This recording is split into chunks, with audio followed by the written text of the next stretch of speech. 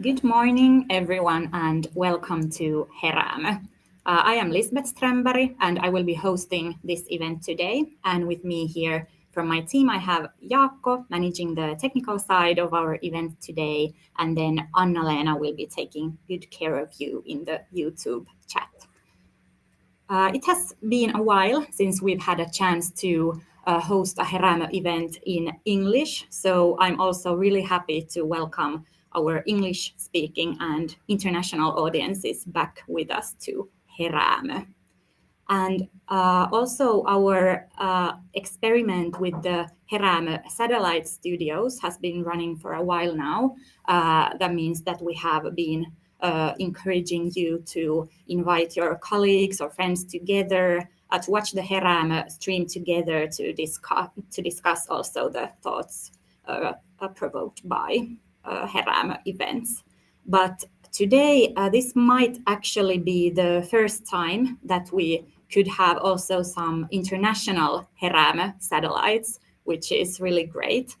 And we would really love to hear from you. So if you are hosting a satellite or attending a satellite, please say hi in the YouTube chat. Tell us where you are. We would really like to hear from you. Yeah. And our topic today, how does our perception of time affect building the future? We have a really interesting morning coming. The program looks like this. After the short introductory words, we'll have a presentation by Otto Tähkäpää from Sitra, Power to Define Futures, which will introduce the topic to us a little bit. Then after that, we will have Sharon Green, the co-founder of Alice Labs, talking about the societal forces shortening our time perspective. And in this presentation, you will also hear about insights from a report done by Alice Labs for Sitra. And after that, we're going to have a small break and also discussions in the satellite studios. And after the break, Richard Fisher, the author of The Long View, will continue about the more individual side of the time perspective and also talk about temporal biases. Then we will also have some time for your questions. And because this time you won't have a chance to open your microphones, we will ask that you write the questions to the YouTube chat. So at any time, any point during this morning, if a question for the speakers comes to your mind, please write it down in the chat. So then when we have the Q&A time, then we can pick the questions from the chat. And also, if you have any comments or thoughts about the presentations, about the topic you would like to share with us or with the other participants, you can also use the chat for that. And this also, of course, goes for our satellite studios. If you would like to share some insights from your own satellite group, then please do that. Today we have three amazing guest speakers and experts with us. And I think now would be the time to welcome our first speaker. Otto Tähkäpää is a futurist and a foresight specialist here in Sitra, and he will have for us a short introduction to this morning's topic. Welcome, Otto. Hi all, and good morning. So my name is Otto Tähkäpää, and as Lisbeth said, I'm a futurist and I work at Sitra as a foresight specialist. However, my background is in historical research. For this reason, I'm particularly excited about this morning's theme, and I feel privileged to have the opportunity to say these brief opening words before Sharon and Richard take the stage. As a historian and a futurist, I strongly believe that solving the challenges of our time requires longer-term perspective on both on the past and the future.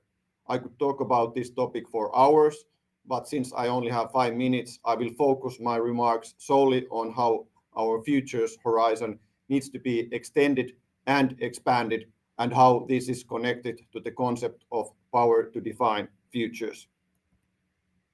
We are currently living in post-normal times of surprises and uncertainty.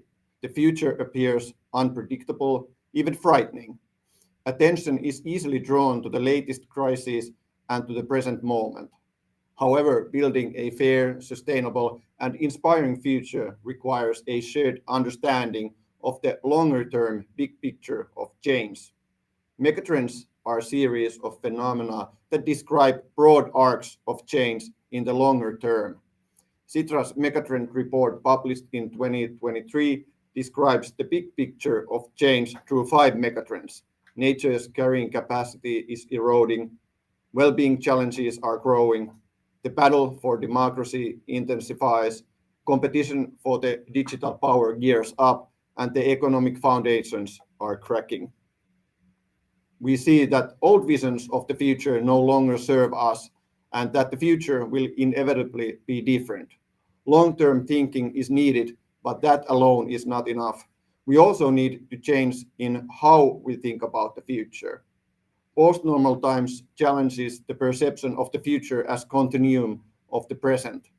In a time of high uncertainty, it is essential to take critical and transformative approach to foresight. This means identifying and challenging existing assumptions about the future in order to be able to outline new possibilities and envision potential futures. As a former historian, I can't help but to mention at this point that our short perspective on the past is one factor that limits our ability to imagine different futures. Typically, we humans orient towards the future by looking at the recent past and assuming that the future is a linear continuation of it. The problem, however, is that our perspective in the past is typically so short that it distorts our conception of what is normal or likely in the future. As mentioned when I was discussing the Sitra's Megatrend report, cracks are showing in the foundations of the economy. At the heart of the current economic debate lies the assumption of continued economic growth. The so-called normal economic growth is viewed as a condition for securing prosperity and well-being. But what is normal economic growth? Usually, normal economic growth refers to the last 70 years, a period which is known by historians as the Great Acceleration. However, examining human history from a bird's eye view suggests that what we have considered to be normal is actually a very recent, short, and extremely exceptional period in the history of humankind. And if we accept this idea, how does it change our conception of the future? But let us return to the main point after that brief detour. As mentioned earlier, due to the megatrends, the future will be radically different. But how will it be? There are many different visions and views of the future out there. But where do they come from? Whose views gets heard and what and who is excluded? This is why there is a great and immediate need for critical of the power to define futures. The concept of power to define future is not yet well established, but it has long been interested in the field of foresight. The power to define future refers to the power to influence what is seen possible, or desirable in the future, or normal. And why is this important? In time of crisis and surprises, we need new directions and pluralistic debate about what kind of future we want to build together. The decisions and choices we make now will have far-reaching consequences. Futures are too important to be left in the hands of few. As a result, we have also highlighted the need to democratize futures, which means inviting people to join the futures debate, giving voice to those who are ignored, diversifying visions of the future, and creating conditions for future-oriented thinking and a more diverse range of people. Democratizing futures is also related to the need to expand novel perspectives on the futures. In Sitra, we argue that democratizing futures is also a tool to increase the diversity and the range of descriptions about the future, to expand the future's horizon. If you are interested to learn more about the power to define futures and our initiative to democratize the futures, I recommend checking out our new memo we published in January. However, the memo is unfortunately only available in Finnish. Finally, I would like to conclude my presentation with a thought from Paul Raskin, who said that in the end, all solutions to our problems can be found in the human mind, in our ability to think and act differently. I will now hand over the stage to Sharon and Richard, and will remain keenly interested to listen how we can think further and better about the future and how it helps us to build a better and more sustainable future. Thank you.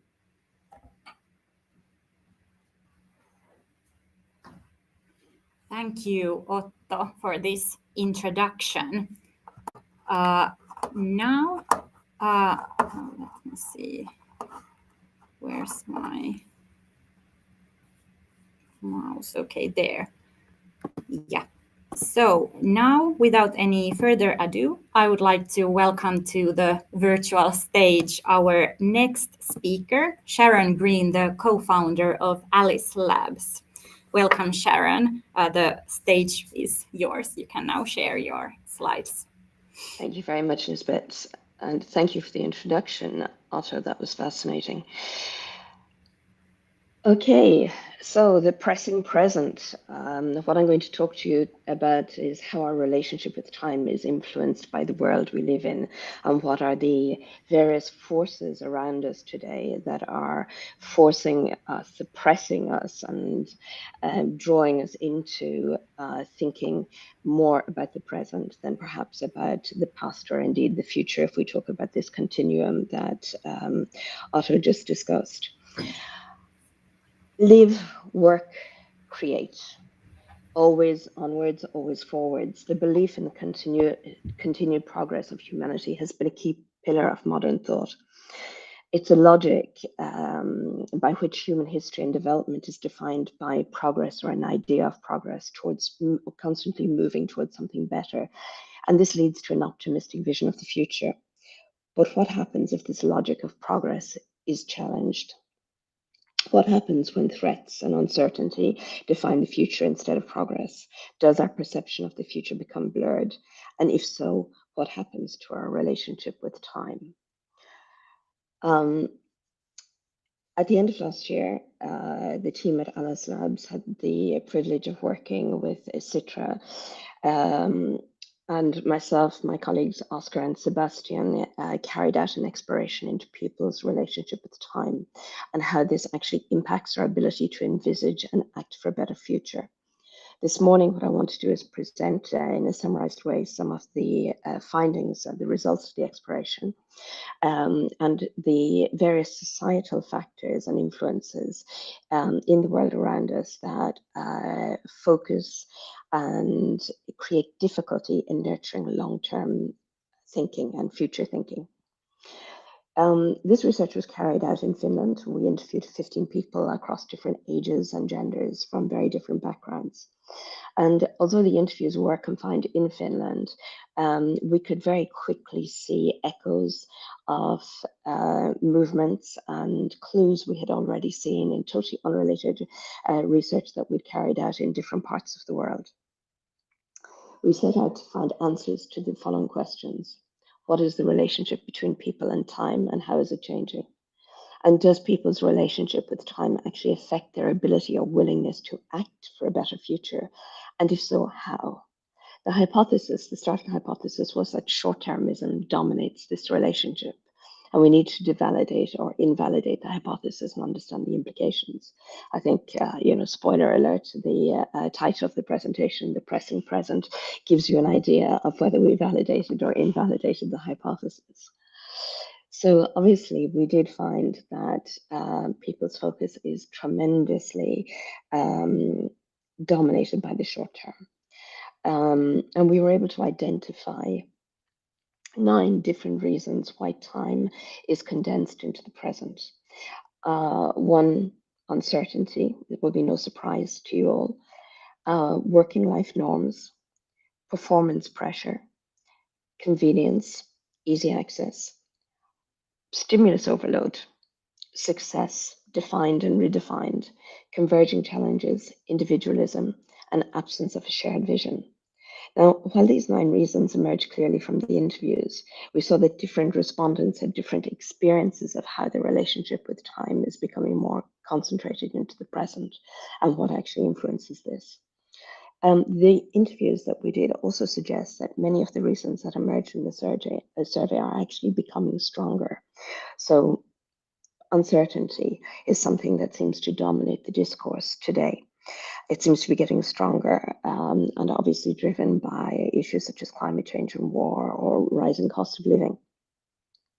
Or we could look at convenience, ease of access, and stimulus overload, which seem to become stronger on a daily basis because of the evolutions in technology. So these things are not stable, they're not static, they're moving. They're external factors that actually move together, sometimes converging, sometimes separating out, but impacting the way people live their experience and how much of it is lived with a focus on the here and now. All of the 9 causes have what we could consider to be a historical context, but if you like, come back to this idea of a continuum, they are in a continuum. And some have been central preoccupations already for quite some time. It's the convergence of the 9 factors together that is causing our pressing present. So let's look at the first one. I think we can debate many things, but as somebody said to me in a discussion a couple of days ago, the only certainty today is uncertainty and indeed unpredictability. And they've woven their way into our everyday lives. We see war, climate change, inflation, refugee crisis, pandemics. All of these are catalysts of uncertainty, of anxiety, and they create for many people a sense of powerlessness. We see that everyday life has become overshadowed by threats, and this idea of threats and crisis hanging over us has become one of our norms. But how do people react in this time of uncertainty? What changes does it provoke? And what we saw is that people react to the seemingly uncontrollable and out of people's control by focusing on the present and what seems to be within their control. So the more the outside world becomes chaotic or seems to become chaotic, the more the issues become bigger and beyond the individual, the more people are turning to their own lives to find the things that are closer to them and that seem to be things over which they have control or agency, as we say, and that they can, that will restore for them some sense of control in what can sometimes feel like a world that's gone out of control. As one woman we exchanged with said, it's important not to be open to the whole world all the time. You need to protect your own mind and have some of your own space there. So this is a really nice quote to illustrate the turning inwards that can be caused by this, the heaviness of everything that's going on and how it's described in the world outside people today. And what are work-life norms? We live in a society where the measure of progress has been for many years productivity. So it's not really surprising that the idea of efficiency permeates much of what we do. We have this working life efficiency mindset, and it drives an endless series of tasks to be done, box to be ticked. We're constantly firefighting, and this has focused on speed of decision making. It generates stress and it generates short-sightedness. And although the mindset is coming from the world of work, it also spills over into the non-work life, and it affects the consumption patterns and even the home life. And here we have a 45-year-old man who talked to us about this sense of efficiency in work. And the extract from what he said is so that you don't have to always think all the time about when you're going to go on a break or when this particular meeting is coming up. If you could concentrate on something and forget about time and place for a moment, you wouldn't have to think about so many things at once. You wouldn't always have to think about what's happening next, which is the next one, the meeting, and when it's about to start. So this constant juggling in your mind of many things that have to be done, that have to be completed, pushes people to want to be able to focus more in on one thing, and again, the here and now. And what of performance? It's a close cousin to efficiency. We find that performance also permeates our lives. It becomes a pressure. There's an ambient performance pressure which is seeping out also beyond the workplace. And social media has been one of the vectors of this. So social media is creating a performance pressure around different aspects. For example, the idealized image of a best life. You're all familiar with the phrase, I'm living my best life. And what is this best life? Is it a real life or is it an idealized life?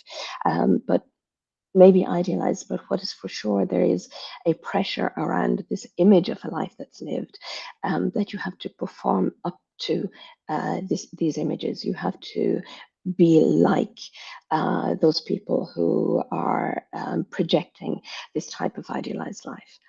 And even consumption and relationships are beginning to be measured against external performance standards. In this case, we have a man, 55-year-old, who have stepped back from the heavy pressures of his professional life, has decided to take an alternative route. And when discussing the reasons why, he said, and then I began to see my acquaintances to start to do that on holiday as well. So referring to the idea of performing. Even their holiday is to be measured on performance.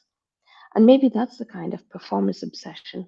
That's the biggest thing that I've stopped. If I go on holiday, I'm not judging performance. He was talking about the idea of being in the moment. And once again, the performance pushing forward, but the desire to push back on that and to bring it into the moment. So always on, always moving. And then the other end of the scale, ironically or paradoxically, when we actually look at the other end of the scale, we see that convenience and easy life and easy access also drags us into the present. So as more and more things in everyday life are within easy reach, they're accessible, they're convenient, this accessibility and convenience becomes an expectation. We want frictionless immediacy. It's the norm. The idea of later, not right now, it becomes a frustration. It's not a positive thing. It doesn't build us in some way. It just frustrates and creates impatience. We had many people talking about this, and here we've chosen a quote from a young woman who says, you never have to wonder what the number of a taxi is or how to get from point A to point B, because there's an app for everything. Even though it's maybe a positive thing, I think also it makes us a bit impatient. I think the bit impatient might be an understatement in this case. We have developed the habit of being able to click, to press on a button, to press return, and to know that within a given fixed short space of time, whatever we desire can be delivered to our doorstep. Another pressure on us to live in the present. Technology has been very instrumental in the last driver that we talked about, and indeed totally in this. And I don't have to spend very much time on this because I know many words and books have been written on the impact of technology in our lives, and particularly on the idea of stimulus overload. There are diverse and multiple stimuli that steal our attention and they squeeze our focus. And people are aware of this. They do feel that technology undermines our agency and our ability to manage time. So technology is stealing, in some ways, people feel that technology is stealing away this continuum, this whole idea of past, present, and future, and keeping us focused in a constant present of notifications and alerts. The quote that we've chosen here is from a 37-year-old woman who is referring to her use of a language app. Now, again, this is about self-development, somebody who wants to advance and learn more things, but suddenly realizes you get so addicted to it. I couldn't go to bed until I had used the app for 5 minutes.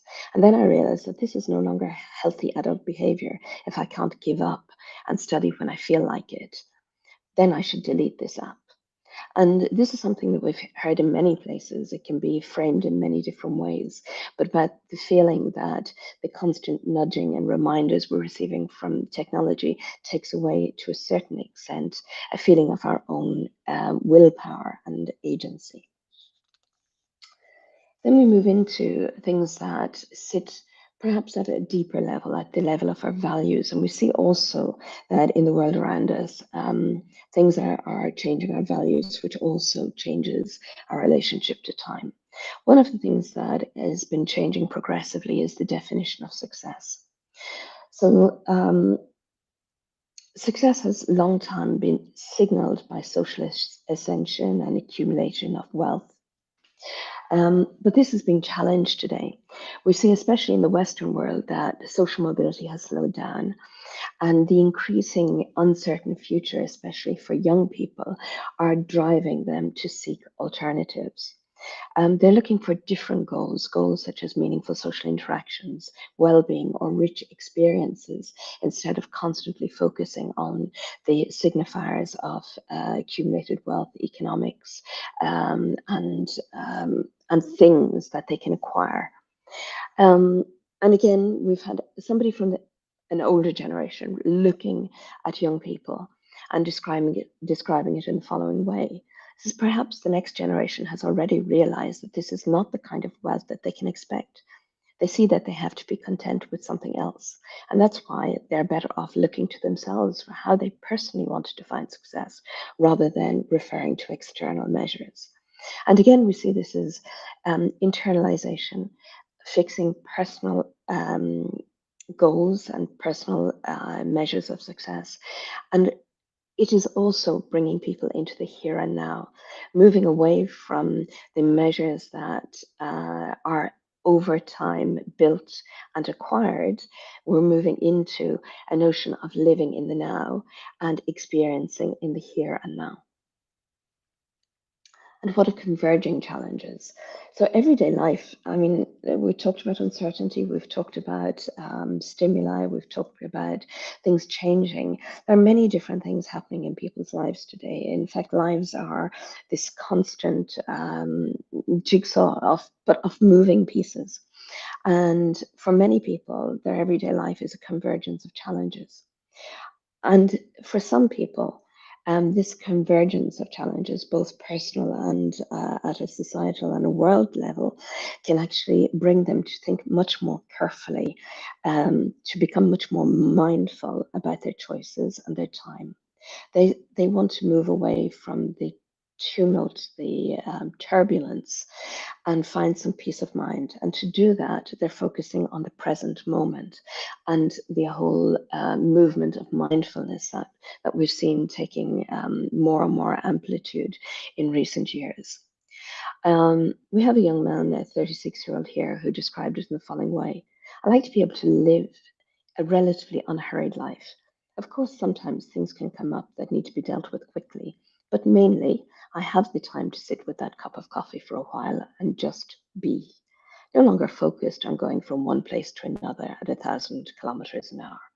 So again, he's projecting this desire to be in the moment and to move away from the pressures of time.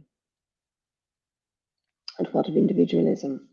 This is a thorny subject and quite often provokes emotional reactions. Individualism is perceived as increasing and collectivism decreasing. And this has been going on for a number of decades. And likewise, quite a lot of things have been written about this subject. But people talk about it too in their everyday lives. They talk about how shaping common future is felt to be impossible. But people do still feel responsible and motivated to act for issues that are beyond themselves, but that actually touch on their own lives. And individualism doesn't stop people seeing a need for collective and common good. In this case, a young man was saying, I feel like we're heading more towards everybody thinking more about themselves. Everybody tries to make their own situation as good as possible, and then no one is sufficiently interested in the group to actually do something good. And this is the fear that the focus on individualism generates. But in some ways, that fear itself is a healthy thing, because it shows that people are aware that even if they are looking to themselves, becoming more focused perhaps on their evolution, their development. They're not unaware of the fact that there is a need for a collective and common good. And this brings us to our final point, which is the absence of a shared vision. So a shared vision is important. To thrive in an increasingly complex world, this common or shared vision is crucial. It aligns efforts, it fosters innovation, it enhances social cohesion, inspires resilience. But unfortunately, across the world, we see political polarization and fragmentation of societies. People's opinions are being leveraged to pit small groups against each other. Visions of the future, if they do exist, are often perceived as very disconnected from everyday realities and sometimes even alienating. When people talk about the various different efforts to educate or enlighten people about visions for the future, be they through advertising or political influence, these things are quite often perceived as intrusive or even condescending. So we see a number of different factors that are complicating people's ability to create this necessary collective or shared vision. Here we had one of our older participants who talked about her own frustrations when she said, why is it nowadays that in politics everybody is at loggerheads with each other, especially now that Europe is at war? I feel that it's terrible that there's always such a row in Parliament. She's pointing to the fact that there are constant tensions between different fractions and different parties. So through our work, we saw that there were these 9 pressures on people to be in the present, to think of the present, pushing them away from future. So we can say, yes, the present clearly dominates people's thoughts, and making place for the future is actually quite challenging. We can describe 2 approaches roughly that came out of this that people had to the present. And one of them is more efficient use of time, and one is more mindful or conscious use of time. They allow us to better understand what living in the present means to people and how it affects their ability to look into the future. And we do believe that to stretch to the future, the findings of this have shown us that a lot of the first steps, are actually found in the present. In the efficient use of time, people's time feels overloaded with many competing demands, and setting priorities is quite challenging. Life is a series of tasks competing for time. The focus on performing everyday tasks shapes the perception of time. The future is blurred and it's difficult to define because of a constant sense of urgency in the here and now. And agency for people is found in performing tasks, getting things done, gives them a sense of getting control back. In the mindful use of time, there's a focus on living a fulfilling life, and people have a conscious awareness of work and other demands and their place in a bigger picture. Life has built-in flexibility, and the focus of attention and energy has been very much prioritized. But it's still very much about living consciously in the here and now, and this is what shapes perception of time. The future can even be excluded from focus because it distracts from conscious living in the present. And the agency that people have is found in having a sense of better management and a sense of serenity and calm in the now. But where does this leave us with the future? I can rarely do a presentation without having a quote from George Bernard Shaw, so you'll have to bear with me on this.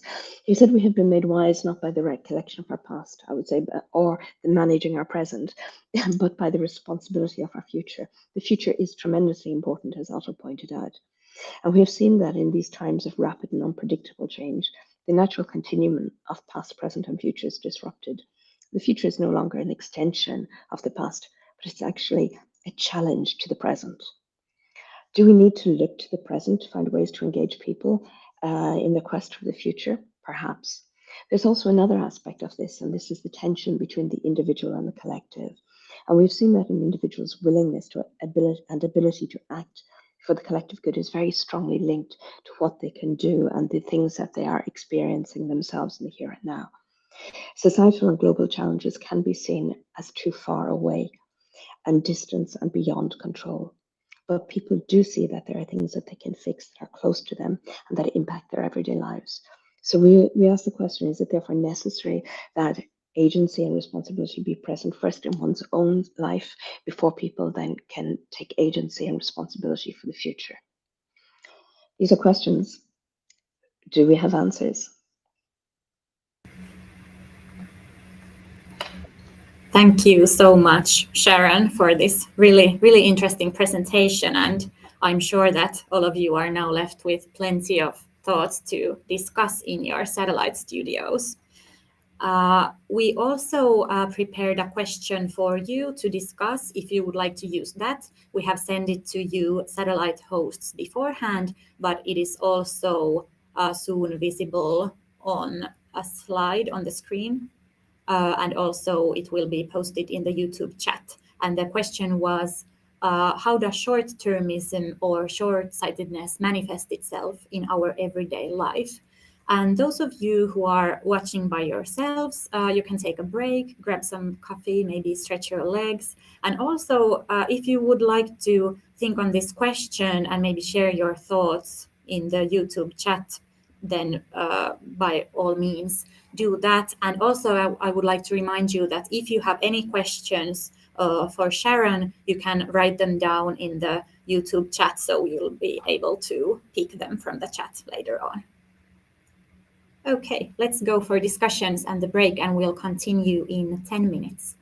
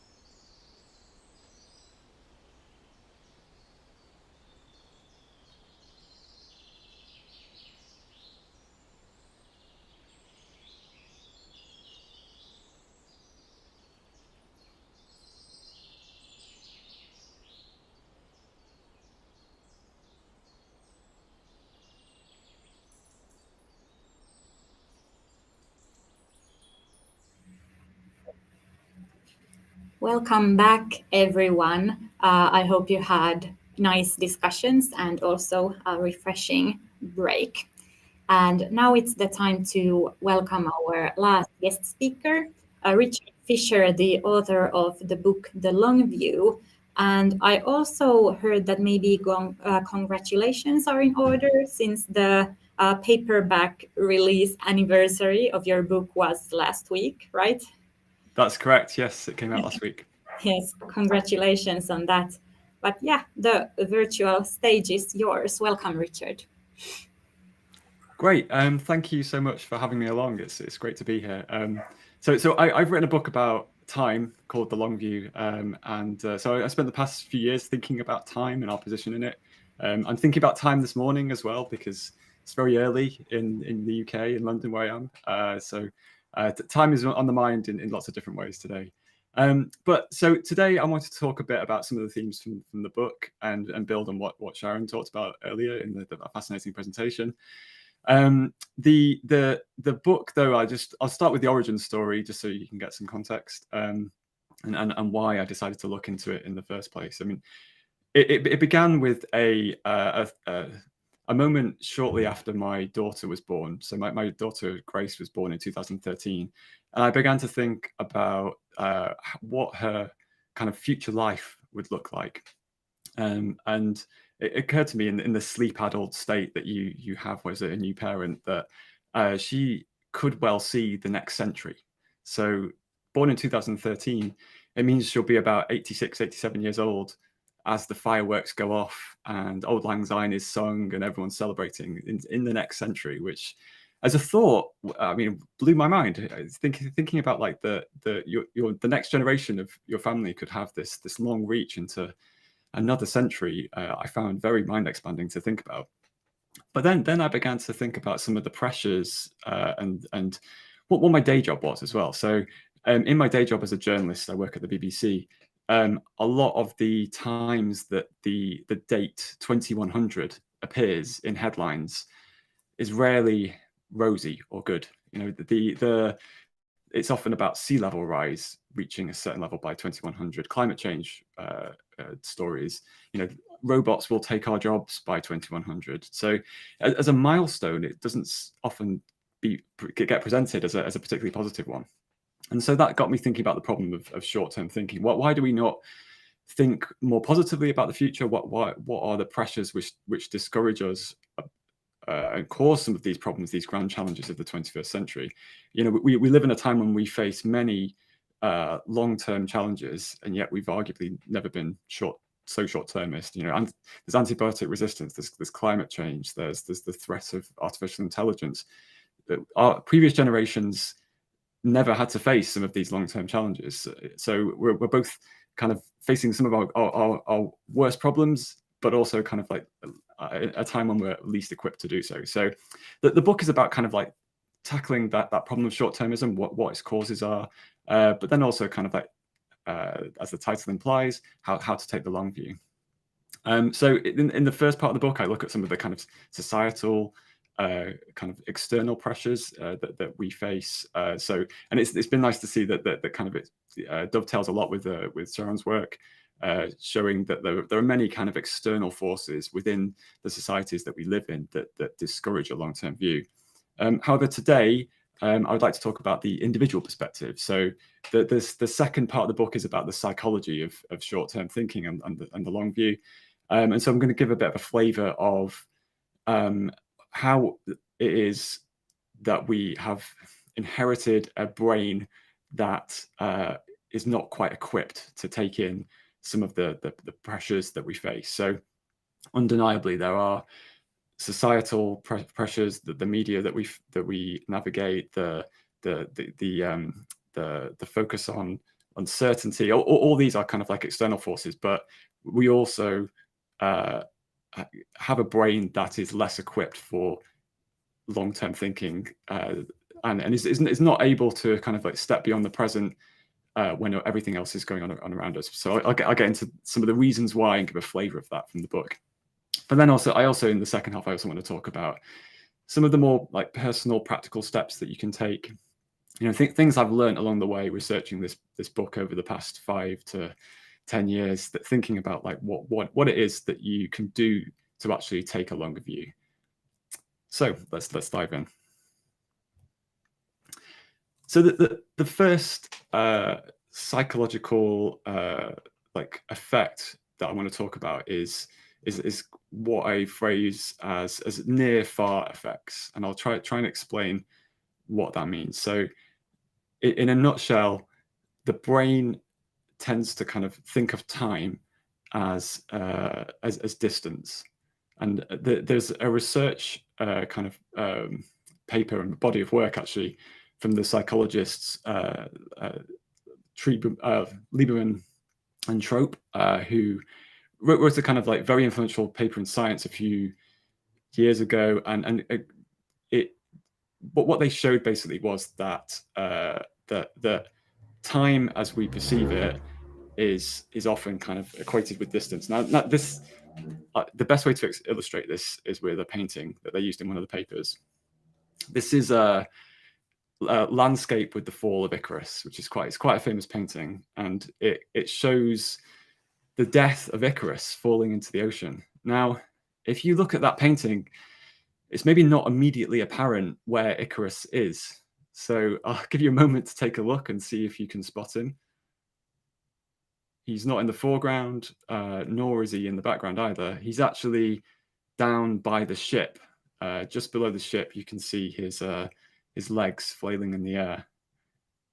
Now, one of the Trope and Lieberman used this as an example to illustrate the idea that sometimes distance can make us feel less concerned by what happens far away. So the farmer in the foreground is merrily kind of ploughing his field, but paying very little attention to the death of somebody out in the sea. So distance tends to kind of like dampen our moral concern. So, we see this in the present day where it's often harder to get people to focus on a distant war or conflict or disaster compared with something that's happening very close to home. So this is a kind of a natural way that we kind of think about our kind of environment. What Lieberman and Trope also kind of pointed out was that this also applies to time. So if you think about like past, present, and future, so the future, for example. I mean, so think about the future. So if you think if we talk about the future as being far, then it's further away in time. So if you're the farmer and the future is far away, it's distant. It's over that horizon on the other side of the ocean. It's not here and now. When of course that's not true. The future is here, like it's part of our. When we think about like the future where you live, it's going to be exactly where you are. There's no distance involved. So this effect of equating time with distance, thinking about we're navigating a landscape, moving towards the future, that the past is behind us. It tends to shape how we think about the long term.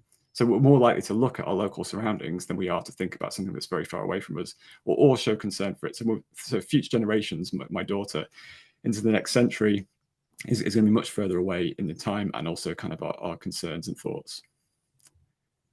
So this is something that I try and kind of think about when I'm talking about the future and also the past. If you talk about the future as being distant, then it doesn't seem so close. So I try and use there aren't many adjectives in English, maybe there are in Finnish, that adequately capture how we should think about the future. I use the word deep, which I think is kind of more evocative, but I try and avoid using the distancing.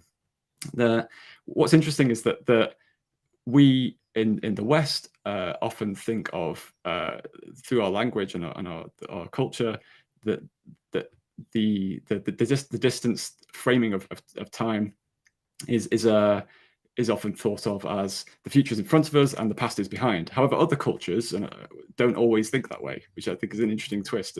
The future is and the past and the present are kind of mental constructs that we build within a landscape within our mind.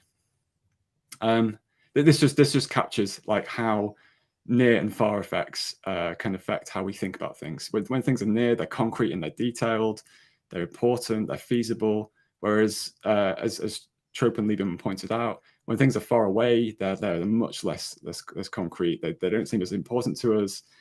We're a bit less kind of focused on them. Yeah, so this captures. I'm just going to talk a bit about the cultures around the world that don't have the same kind of landscape of time as we do.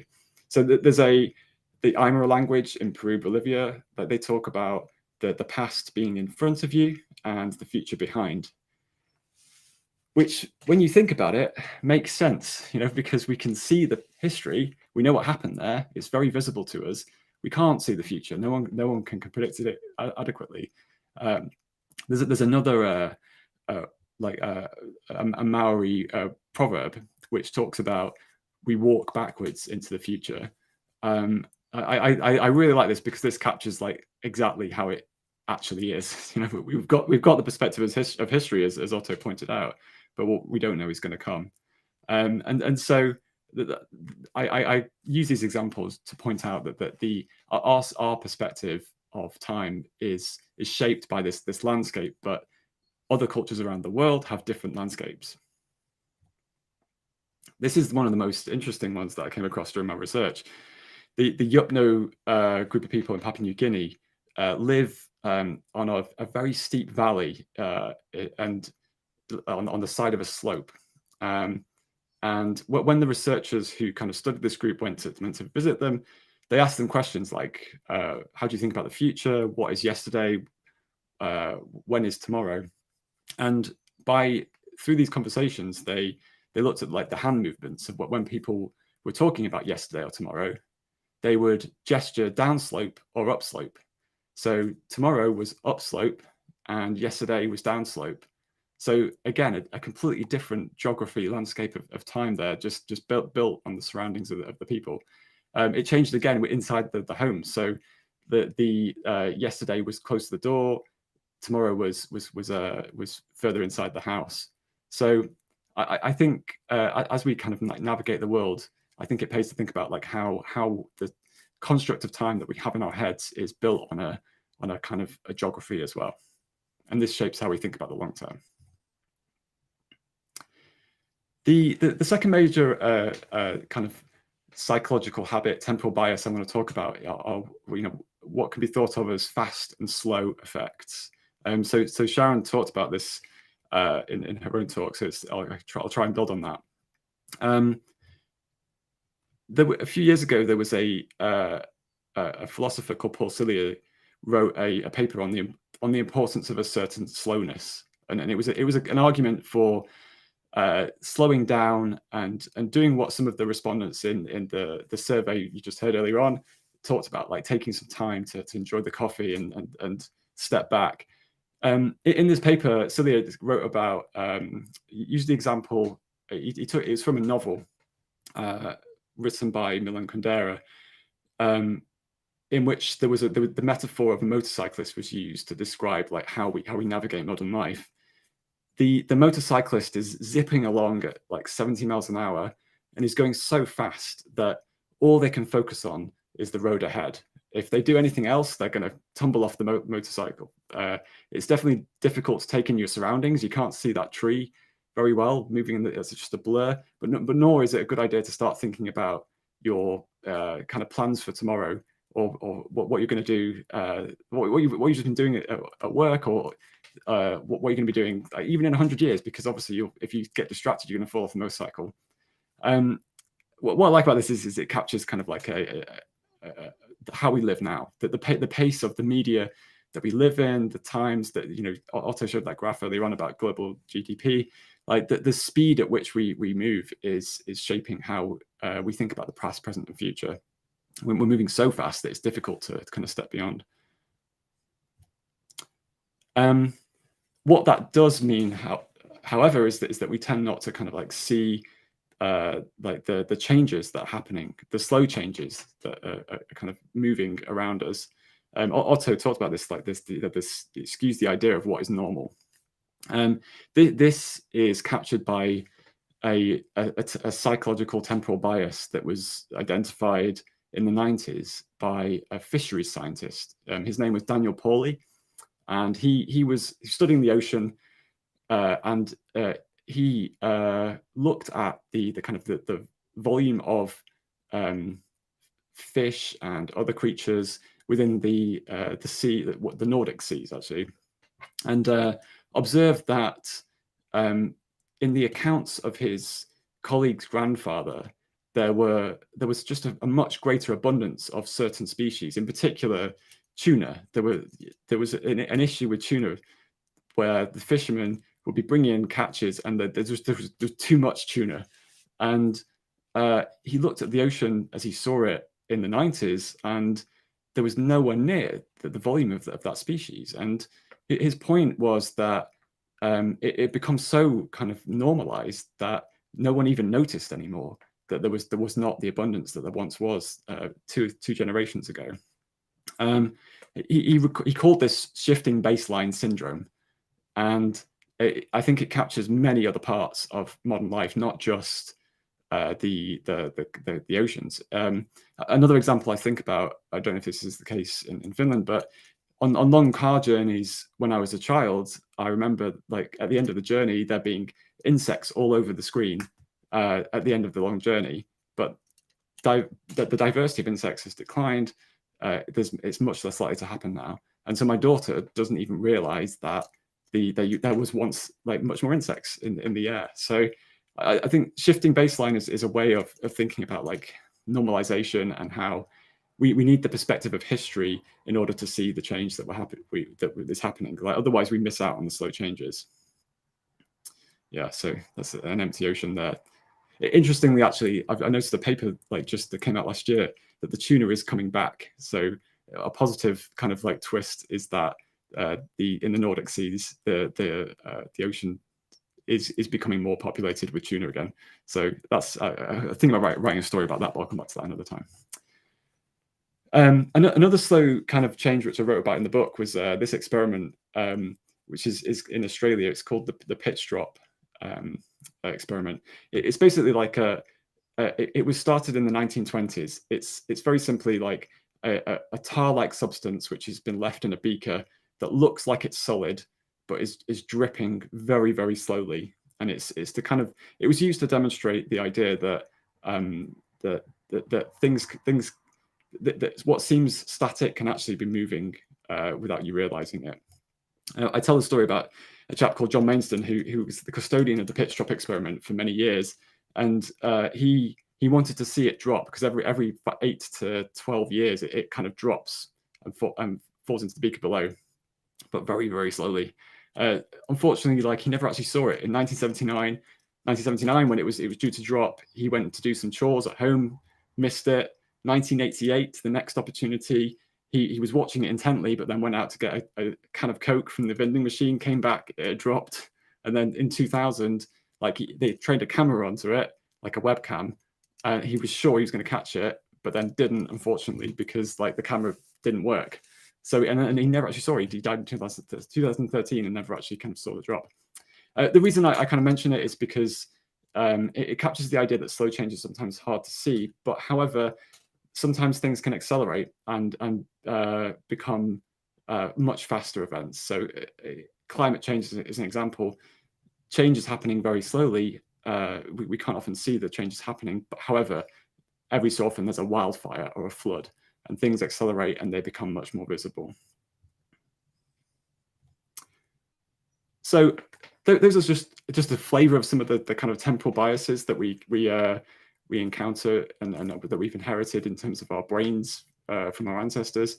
There are many more within the book, but that just gives you a taster. While I've still got some time, I just want to talk about like some of the personal practical steps that I've kind of like thought about and developed over the years. So we face short-termism. We've got like these kind of temporal biases in our heads that kind of discourage a long view. How do we actually, take a longer term perspective? It's not very easy, but it is possible. So I think so this was touched on by Sharon in the previous presentation. We live in an environment where there are many kind of targets that define success. Quarterly reports, growth statistics. We're surrounded by targets and incentives that some can be long term, some can be short term. Most, unfortunately, are short term. I mean, just to give you an example from my own profession, I work in journalism, and we use a kind of program called Chartbeat, which tells us very literally who is on the page reading our story at right now.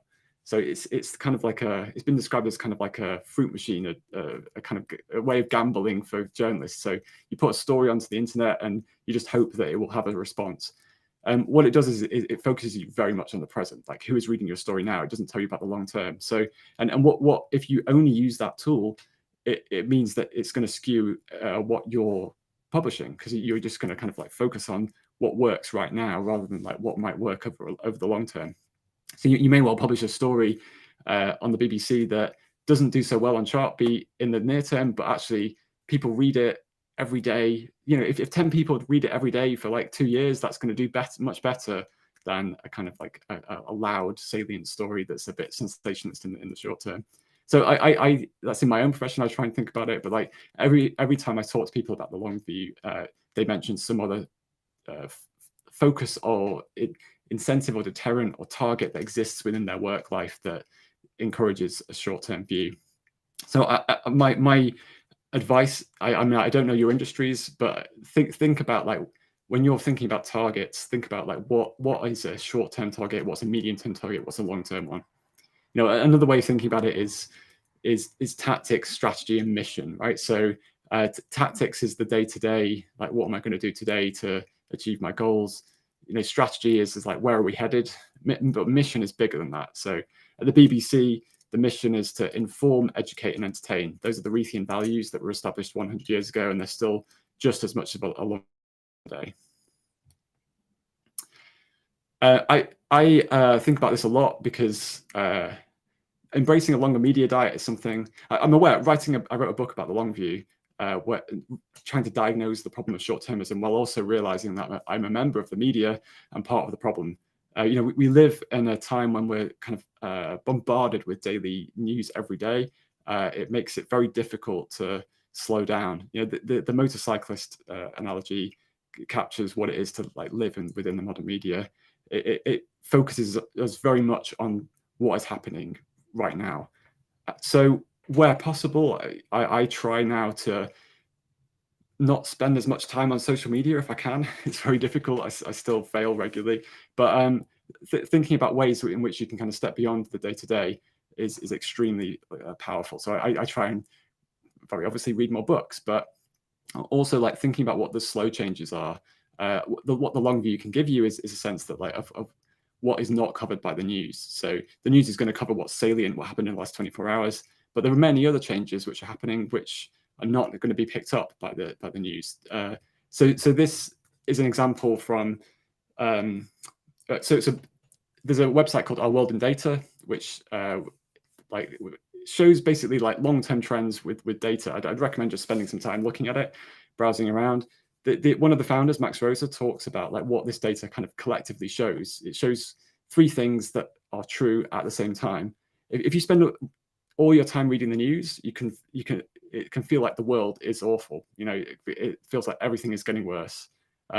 However, if you take the longer view, you can see that it is definitely true that there are bad mega trends happening, but then there are also positive trends too. The world is much better than it was 200 years ago in terms of healthcare, for example. We live in a time when many different cancers can be cured or tackled in ways that our predecessors could not do. What the long view also like shows you, though, however, is that looking ahead, the world could be so much better. So the long view, I think, gives you the sense of that all 3 of those statements can be true. We have a long way to go, but like we have come a long way in the past. But yeah, if embracing a long media diet is something I would definitely recommend. One of the things that came up in the psychological research I looked at in the book was that if you can kind of take the perspectives of past and future people, step into the shoes of people, it can be a much more powerful, easier way to kind of understand their concerns. So I'm thinking of future generations here. When we're thinking about the problem of climate change, for example, so there was one particular study I covered in the book, which they took two groups of people. Like one group was asked to think about climate change and were given statistics and kind of warming kind of projections on the one hand. Another group were told the story of one woman living in the future, a century from now, living her daily life, facing pollution, facing kind of very hot temperatures. And in questionnaires, like the group that focused on the woman were much more likely to show concern for climate change. They also did a kind of sneaky trick, the researchers. They also kind of left leaflets outside the lab, and that were kind of about climate change, and then observed whether people would take the leaflets. And the group that focused on the woman were more likely to take the leaflets. And I think this kind of captures the idea that if we sometimes focus on the individual rather than the kind of the big picture, it can be much more powerful. Tell the stories of, or access the stories of like future people and past people. That there's other research which shows that if you think about what your ancestors sacrificed for you, like your great grandparents in wars, then it kind of promotes moral concern for your role and the duty to posterity for the future too. Long-term communities are everywhere, and there are, in most kind of countries and environments, there are ways that you can kind of like seek out and find people who are thinking long-term. So just by coming to today, you've already kind of like done this one. I found that like it's very hard to think long-term when you're on your own. However, if you can find like-minded people, it definitely helps. Just to give you one example, so this is Katie Patterson. She's an artist. She does a lot of artworks which are rooted in kind of deep time and long-term thinking. She founded something called the Future Library, which is in Oslo. Every year, an author comes to Oslo to hand over a manuscript which they've written, but no one else has read. And then it's put, they come to a forest where the trees are growing that will be, will provide the paper for the book, which will be printed a century from now in the year 2114, and then finally published. And so every year, it started with Margaret Atwood. That's Karl Ove Knausgård. Every year, a new one is added to the Future Library in Oslo. It's what's interesting about this project to me is not only that it's got a great idea, it also has a community that's built around it. So I went a few years ago to the Future Library ceremony where the handover happened in the forest.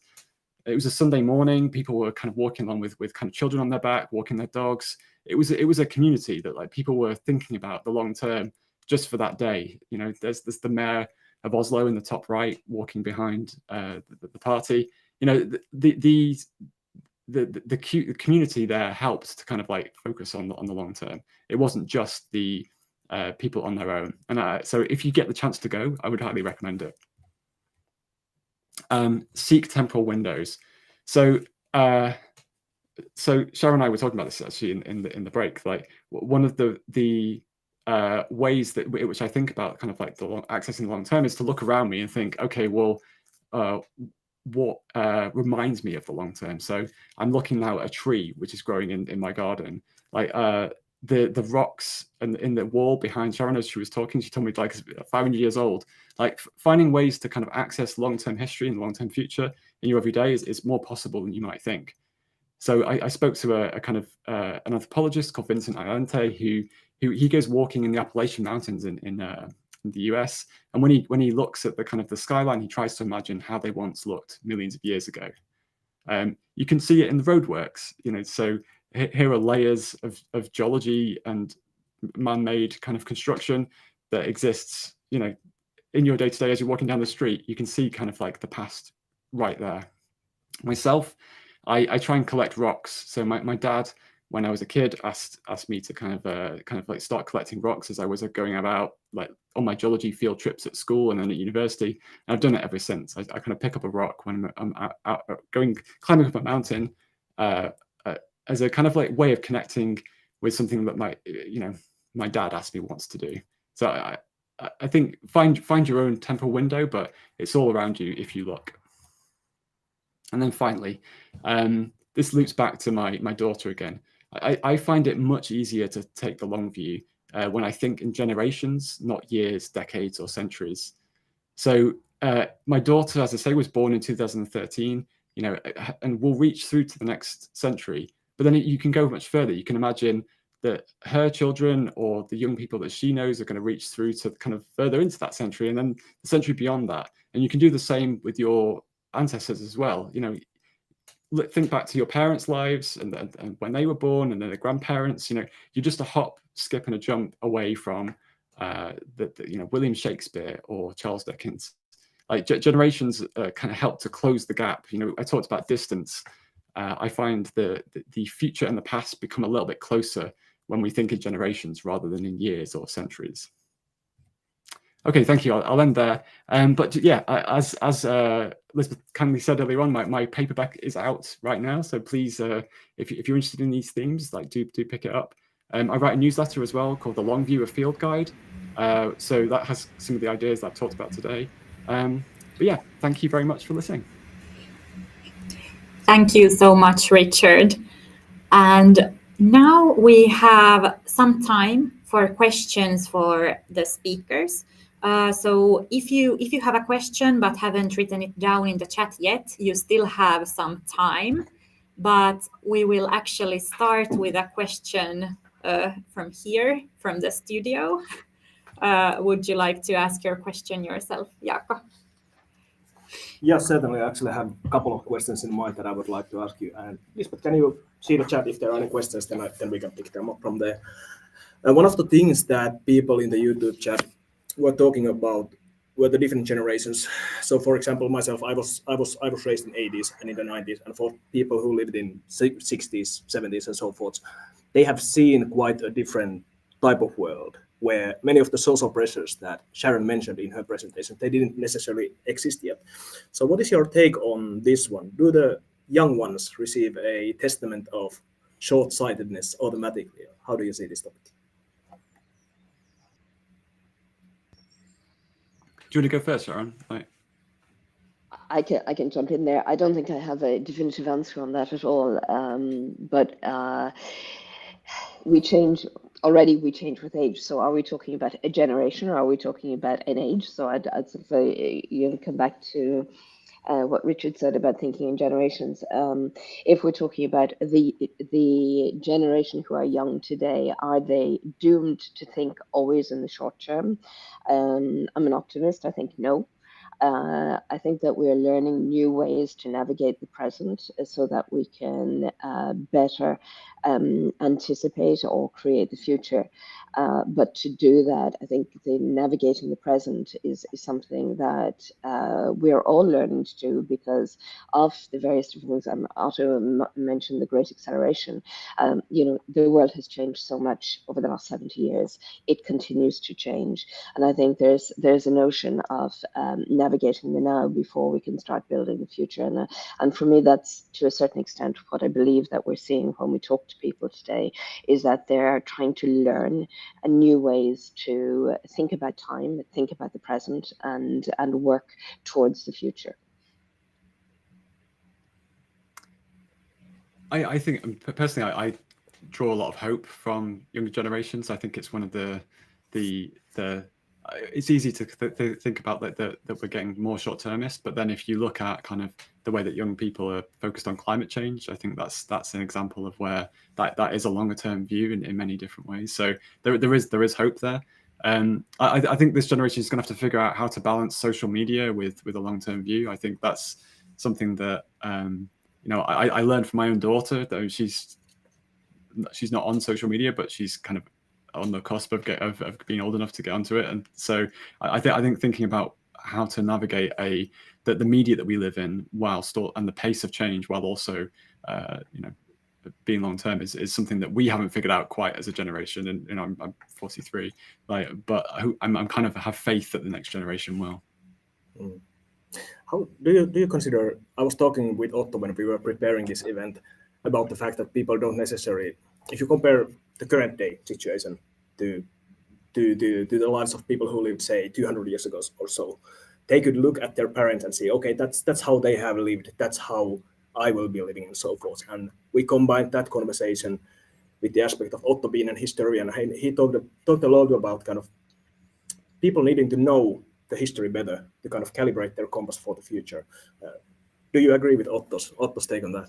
Oh yeah, definitely. I think personally, because I think there are some like strains of long-term thinking that I've observed, which are often kind of situated in the present and looking ahead, and so they don't have the perspective of history. They're kind of very futurist focused, and that they, you might describe it as a technological worldview. It's kind of focusing on like how technology will shape the future, and it seems like it's long term, but it's kind of, you might associate it with the Elon Musk kind of colonize Mars view. It doesn't have the learnings of history, so definitely I think the long view should be about the long arc of time rather than just in the present looking ahead.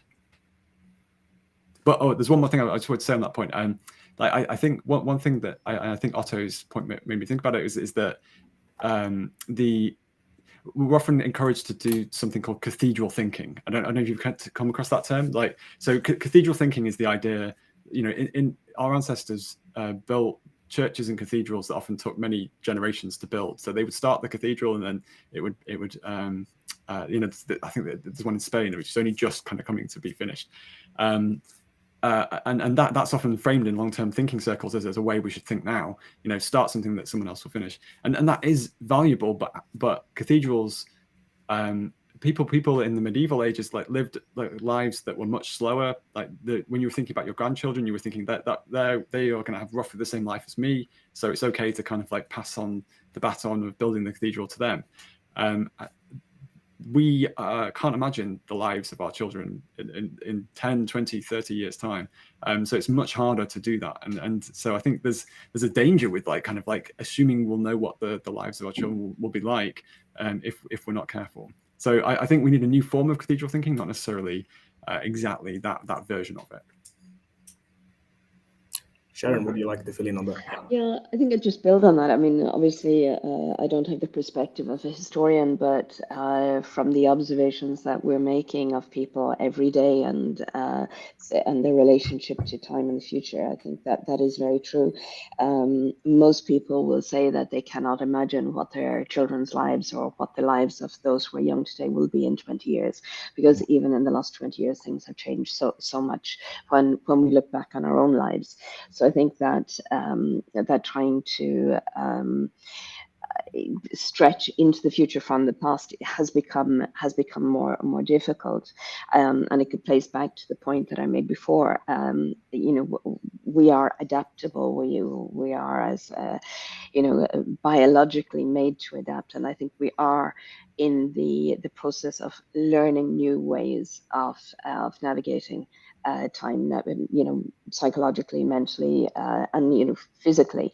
And as Richard said, it's about new forms of cathedral thinking. I think we're starting to see some signs of new forms of cathedral thinking emerging when we talk to people, and I think that's a very positive thing.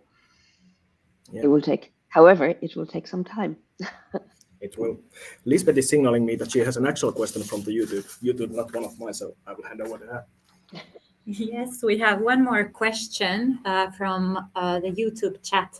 This one is from Satu, and she's asking that, have you found a good practical way of getting people to change their view to longer perspective? Richard, you've done a lot of work on this. I think, I touched on this in the talk, but things like encouraging people to imagine individuals in the future. I think there's another example of what this approach called perspective taking, which has been tried in Japan, where it was possible through a citizens' assembly type setup to get people to think about the future of their village or town by some people focusing on the concerns of the present day people, but then this researcher encouraged people to wear ceremonial robes that captured well, it was essentially role play. They were pretending to be people who lived in the year 2060, and by putting on the robes, they became the 2060 people. And it was a practical way of stepping into the shoes of future people. And what this researcher found, Tatsushi Saijo, was that if you do that kind of perspective taking, if you role play like that, it can actually change the way that you think about certain policies. It was, in this particular case, it was about water policy within a town. It was very specific, but the concerns of the 2060 people were easier to imagine when you actually had to practically, play them and play their role. Yeah, absolutely. I think within our work, especially with younger people, when we want them to think about the future, we use empathy and storytelling, which is exactly what you're talking about. We want people to step into the shoes of somebody else and imagine stories, even just snippets of stories of situations in the future and how they would think, how they would act. And it's probably at an individual and small group basis is a very efficient way of doing that. After that, is there an effect that means that it stays with them for a long time and changes their behavior? I think that's another question, but certainly in a momentary context, you can encourage people to move into a different temporal space and think differently. Okay, great. I think our time is up now, and it's time to end the event. So thank you again so much, Richard and Sharon, and also Otto, if you are somewhere online still. And thank you for everyone in the audience for joining us this morning. Our next Heräämö is being planned for June. We don't have the date yet, but keep looking at our website and checking your email, and you'll notice the invite soon enough. And yeah, thank you, and see you next time, I hope.